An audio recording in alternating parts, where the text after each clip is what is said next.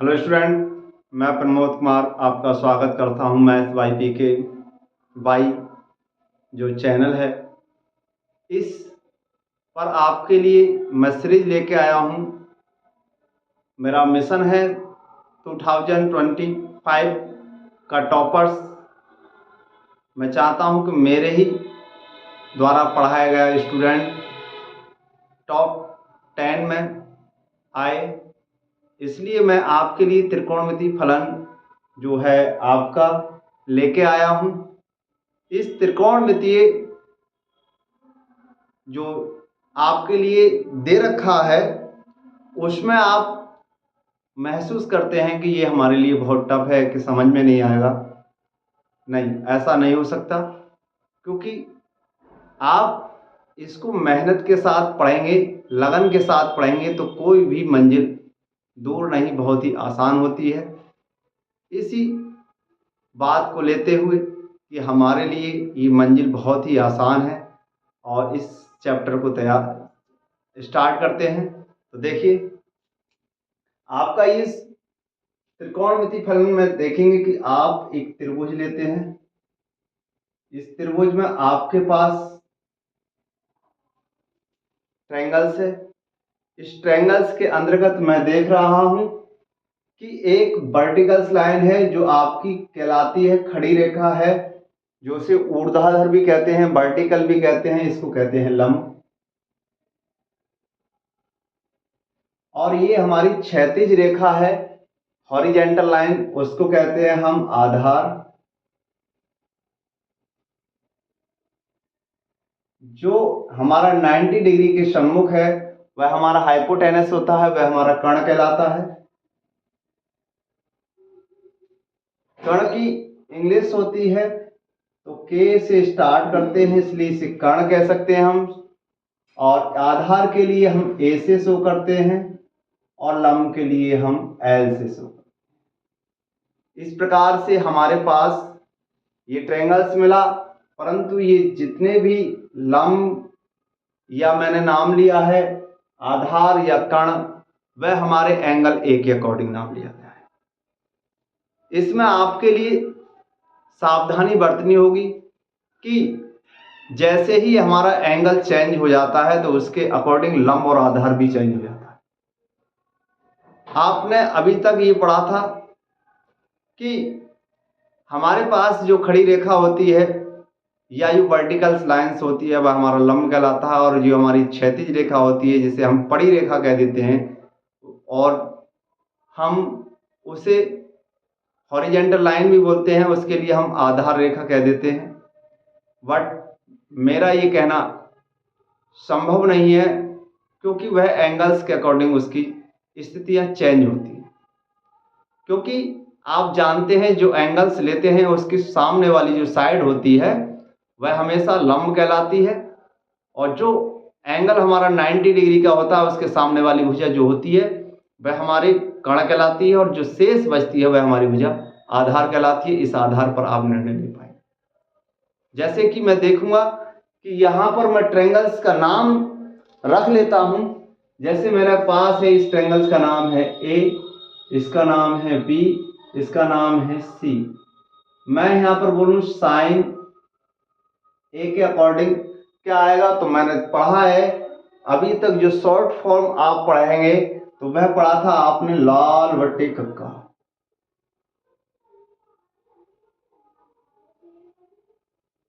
लाल बट्टे कक्का का अर्थ है कि ये हमारा रिलेशंस होता है साइन से,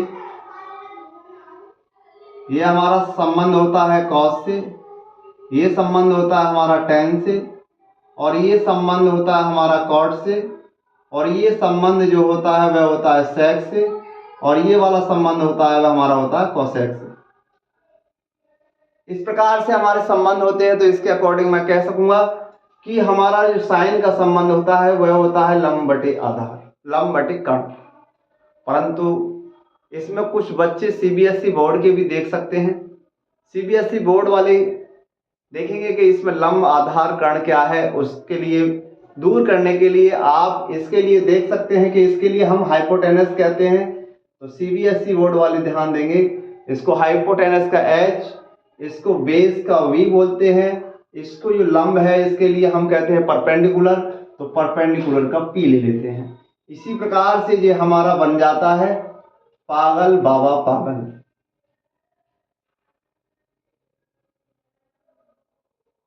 नीचे आता है हर हर बोले।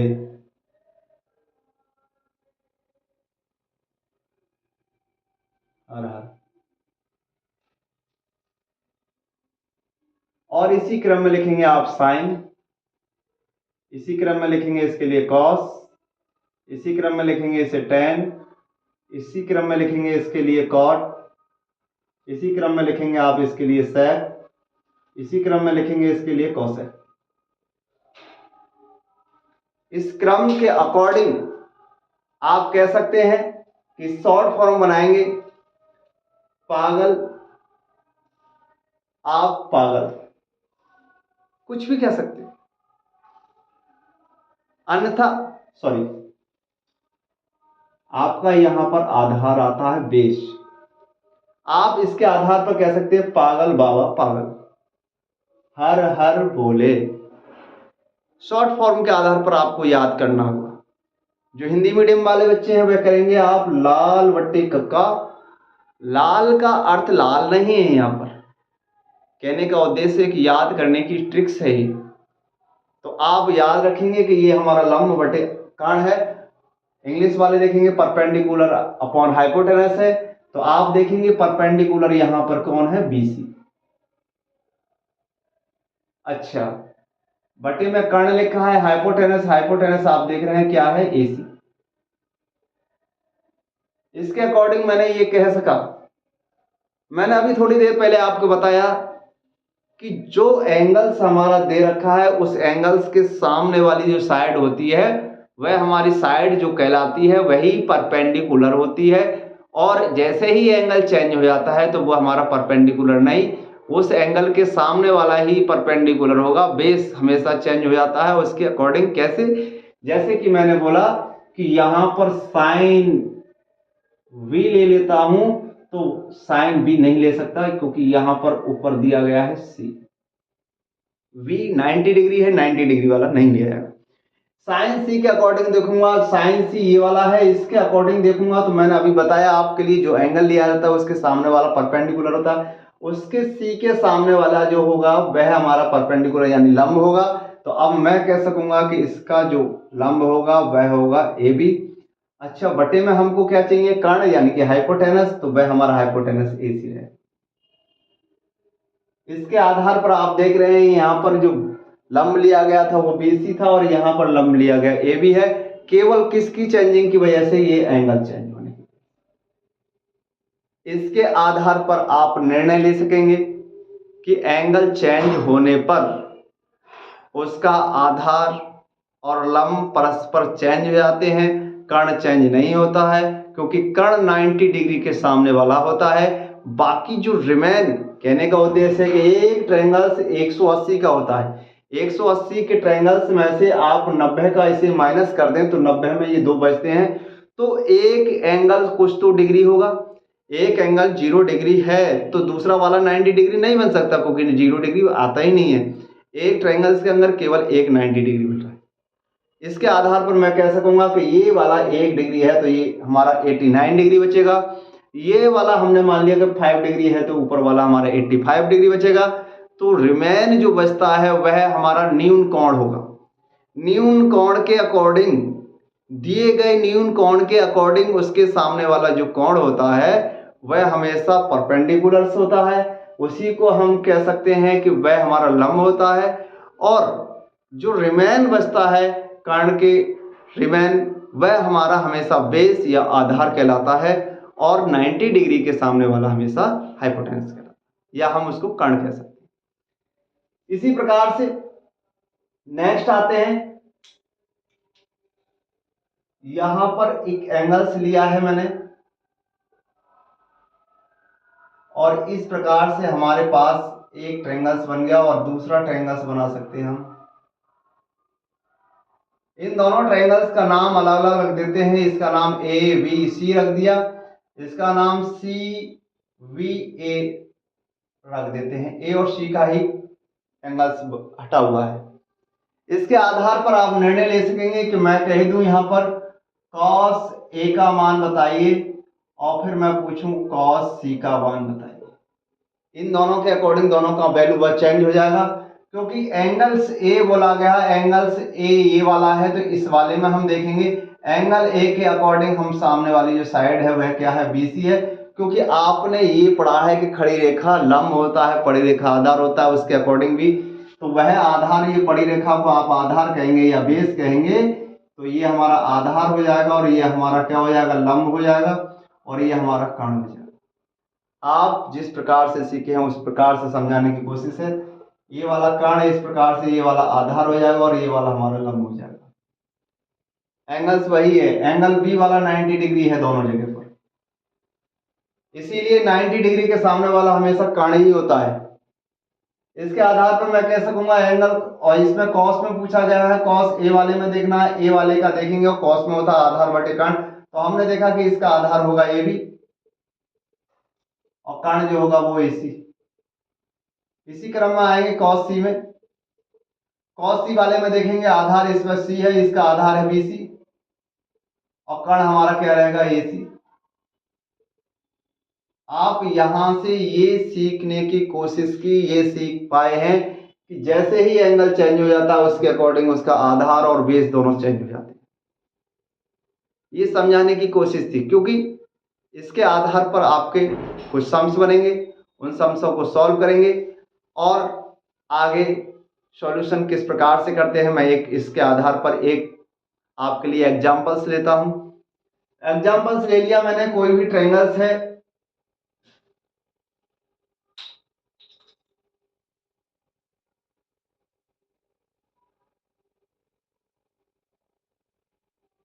P Q R. इसी क्रम में मैंने लिखा कि साइन पी की वैल्यू बताइए और मैंने कह दिया कि हमारा साइन आर की वैल्यू बताएं, और मैंने इसको मान लिया कि ये 5 डिग्री दे रखा और ये वाला हमारा 4 डिग्री दे रखा और हमारे लिए क्या नहीं दिया है, परपेंडिकुलर नहीं दिया, यानी लंब नहीं दिया। पहले जो ट्रायंगल्स दे रखा है उस ट्रायंगल्स के आधार पर हम जो थर्ड साइड नहीं दी होती उस साइड को पहले फाइंड करते हैं। दी गई साइड को फाइंड करने के लिए हमारे लिए हमेशा ये याद रखना है कि जब हमारे पास ट्रायंगल्स 90 डिग्री का आ जाएगा तो आपने प्रमेय याद की होगी 6.7 और 6.8। 6.7 ये कहती थी कि एक त्रिभुज की एक बड़ी भुजा का वर्ग अन्य छोटी दो भुजाओं के वर्ग के योग के बराबर हो तो वह त्रिभुज हमेशा 90 डिग्री का होता है। और 6.8 पढ़ी होगी तो आपने पढ़ा होगा कि यदि किसी त्रिभुज के अंतर्गत 90 डिग्री का कोण है तो उसकी बड़ी भुजा कर्ण होती है, छोटी भुजाएं आधार और लंब, यानी कि कर्ण का वर्ग अन्य जो शेष दो भुजाएं बची आधार और लंब के स्क्वायर के योग के बराबर होती है।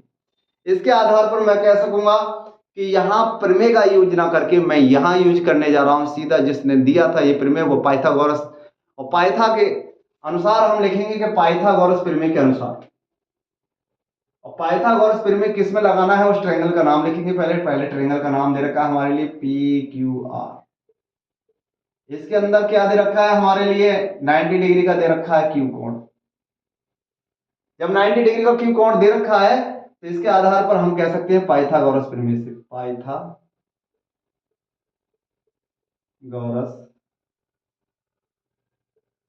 प्रमेय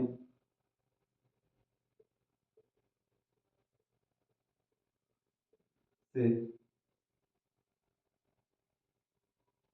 पाइथागोरस प्रमेय कहती है कर्ण स्क्वायर, लंब स्क्वायर और आधार स्क्वायर।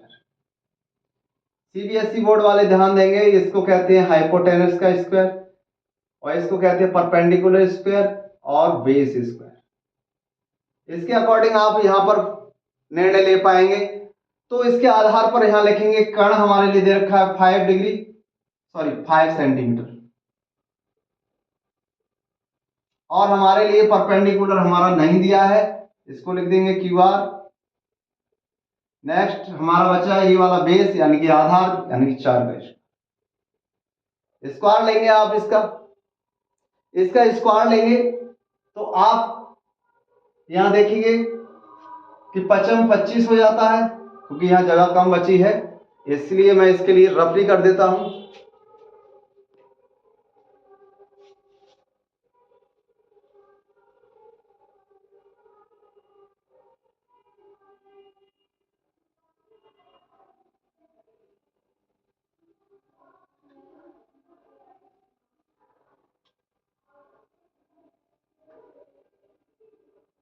इसके आधार पर आप लिख सकेंगे कि 5 का स्क्वायर हो जाएगा 25, यानी 25, क्यू का क्यू आर रहेगा। नेक्स्ट दे रखा है 4 चौक 16 हो जाएगा, यानी कि 4 4 जा 16 जो प्लस का है, यानी कि 16 जो प्लस का है, साइड ऑफ ट्रांसफर करेंगे, साइड ऑफ ट्रांसफर करने पर साइन चेंज हो जाता है, और इसको हम माइनस कर दें तो यहाँ पर 9 रिमेन बचेगा। आर पे से क्यू आर पे से स्क्वायर हटाएंगे, इसके ऊपर रूट चढ़ जाएगा, रूट होता है 3 का। हमारे पास क्यू आर आ चुका है 3 सेंटीमीटर। इस क्रम में हम साइड निकालने के बाद जो हमारे पास दे रखा है, हमारे लिए निकालना है साइन पी की वैल्यू।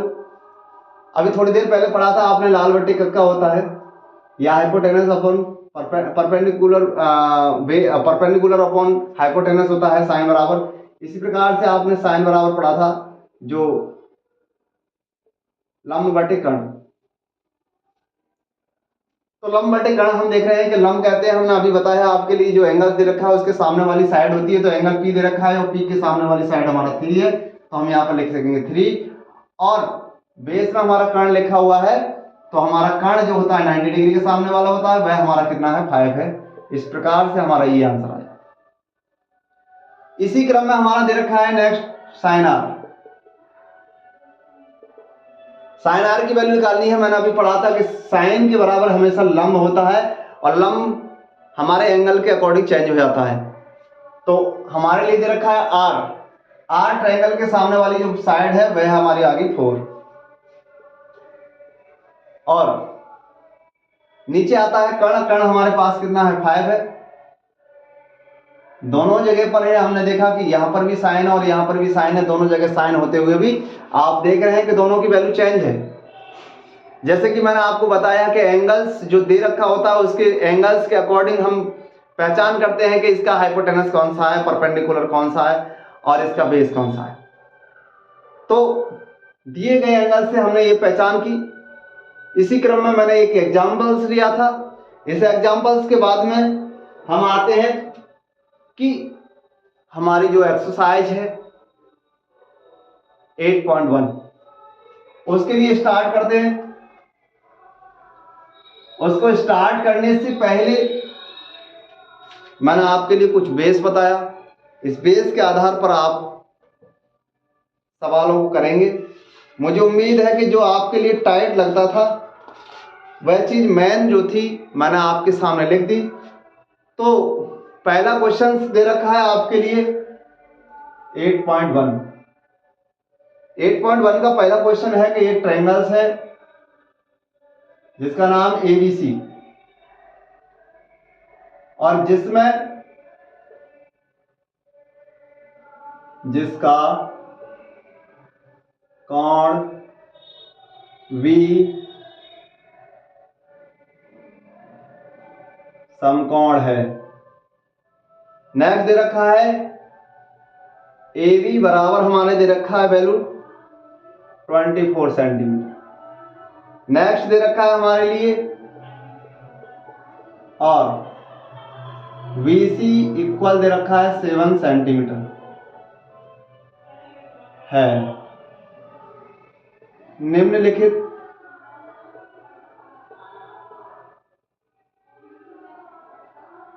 का मान ज्ञात कीजिए। का मान ज्ञात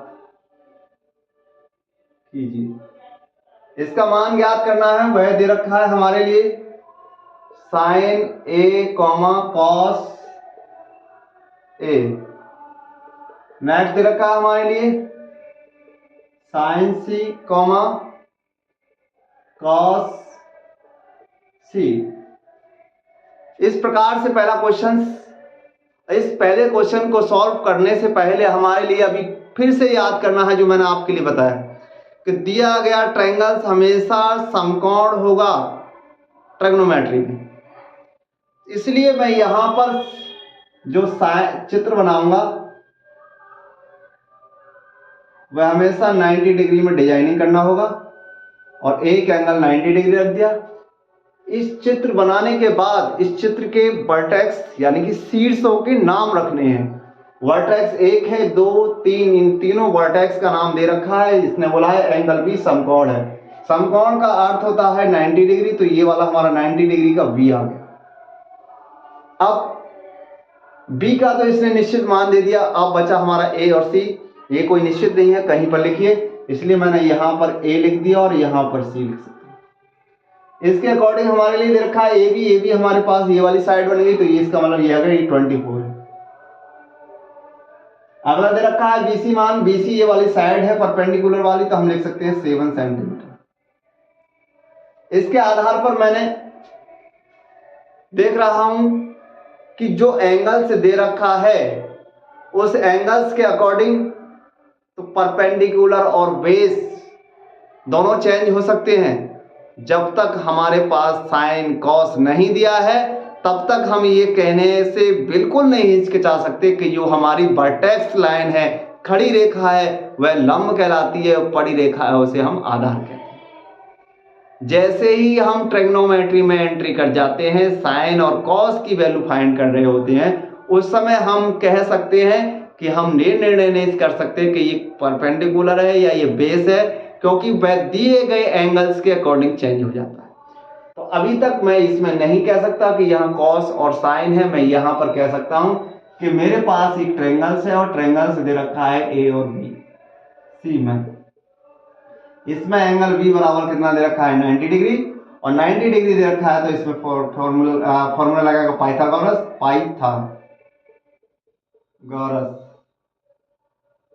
प्रमेय से पाइथागोरस प्रमेय क्या कहती है? कर्ण स्क्वायर, लंब स्क्वायर और आधार स्क्वायर। इसके आधार पर मैंने देखा कि कर्ण वह होता है कि जो 90 डिग्री का 90 डिग्री के सामने वाला जो साइड है वो हमको दी ही नहीं है। ये कर्ण है, हमारी वैल्यू नहीं दिया, इसको फाइंड करना है। लंब हमारे लिए दे रखा है, जो खड़ी लाइन है, वर्टेक्स लाइन है, जो परपेंडिकुलर जिसे कहते हैं। परपेंडिकुलर कितना दे रखा है हमारे लिए? 7 दे रखा है। हमारा फिर आता है आधार। आधार कौन सा होता है? जो हमारी बेस होती है, हॉरिजॉन्टल लाइन होती है, जो तिरछी लाइन होती है, पड़ी रेखा कह सकते हैं। इसके कई नाम होते हैं। इसके अकॉर्डिंग हमने देखा कि 24 7 7 जा 49 होता है, यानी 7 7 49 होता है। 24 24 में 576। इसके आधार पर इनको ऐड करेंगे तो ये हमारा 625 आएगा। के से रूट हटाएंगे, इसके ऊपर रूट चढ़ा देंगे। रूट चढ़ाने के बाद इसका वर्गमूल लेंगे 625 का। 625 का वर्गमूल लेते हैं तो 5 से काटेंगे हम, क्योंकि इकाई का अंक 5 है। 5 से काटने पर 5 एकम 5, एक बचेगा, फिर 5 दूनी 10 हो जाएगा, फिर 2 बचेगा 55 25। 5 से काटेंगे 5 दूनी 10 होगा, फिर 2 बचेगा 55 25 और 55 25 आएगा और 5 एकम 5 आएगा। पेयर बनाते हैं। पेयर बनाने के बाद एक पेयर का एक, इस पेयर का 5 और इस पेयर का 5 लेंगे हम, तो 5 5 या 25, यानी कहने का उद्देश्य है कि हमारे पास जो आंसर आया वह 25। हमारे पास कर्ण भी मिल चुका है। इसके बाद हम आते हैं मेन सम्स पर। तो हमसे जो वैल्यू पूछी गई है उस वैल्यू को फाइंड करना था। वैल्यू हमसे पूछा गया साइन A। साइन A बराबर वैल्यू लगाना है, तो हमने अभी अब बताया कि लाल बट्टे कक्का ये फॉर्मूला है, इसको याद करना है। Sine cos tan cot sec cosec. इसके अकॉर्डिंग मैंने देखा कि हमारे पास ए दे रखा है और ए एंगल्स जो है उसके अकॉर्डिंग से ढूंढना है। इसके अकॉर्डिंग से लंब ये कहलाएगा, आधार ये हो जाएगा, कर्ण ये हमारा। अब मेरे से कहा गया है इसका जो संबंध होता है वो लंब से होता है, तो ए के अकॉर्डिंग लंब होगा BC। और कर्ण होगा हमारा पास AC, और BC की वैल्यू हमारे पास 7 है और AC की वैल्यू हमारे पास 24 है। इसके आधार पर ये हमारा साइन का वैल्यू निकल आया है। इसी क्रम में पूछा गया है कॉस की वैल्यू। कॉस ए के अकॉर्डिंग लंब यही रहेगा, आधार यही रहेगा। तो मैं देखूंगा कि आधार हमारा इसमें बोला गया है कॉस बराबर आधार बटे कर्ण। आधार है हमारा AB, कर्ण है हमारा AC, तो आधार हमारा 24, कर्ण हमारा कितना है 25। इस प्रकार से कॉस A की वैल्यू निकल आई। नेक्स्ट इसी को दे रखा है साइन C एंगल्स होगा। C एंगल्स ऊपर वाला है, इसके अकॉर्डिंग लंब ये कहलाएगा बेटा, क्योंकि इसके अकॉर्डिंग सामने वाली भुजा ये आएगी। तो हमसे साइन बराबर होता है लंब बटे कर्ण, तो लंब ये वाला हो गया यानी AB। कर्ण हमारा वही रहेगा तिरछा, क्योंकि 90 डिग्री के सामने वाला होता है। तो AB हमारा कितना है 24, कर्ण कितना है हमारा 25। नेक्स्ट आता है कॉस C।